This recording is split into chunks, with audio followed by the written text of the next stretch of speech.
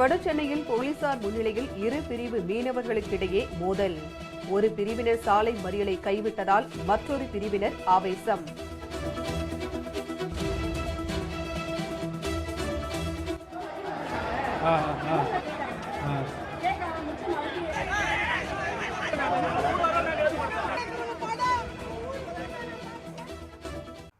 வடசென்னையில் சாலை மறியலில் ஈடுபட்ட மீனவர்களிடம் போலீசார் பேச்சுவார்த்தையில் ஈடுபட்டதை அடுத்து மறியல் கைவிடப்பட்ட நிலையில் இரு பிரிவினருக்கிடையே கடும் மோதல் ஏற்பட்டது.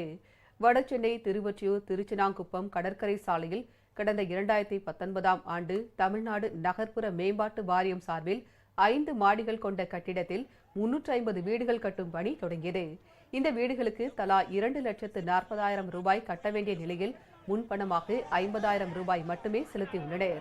இந்நிலையில் பயனாளர் பங்கு தொகையை குறைக்க வேண்டும் என வலியுறுத்தி மீனவர்கள் சாலை மறியலில் ஈடுபட்டனர்.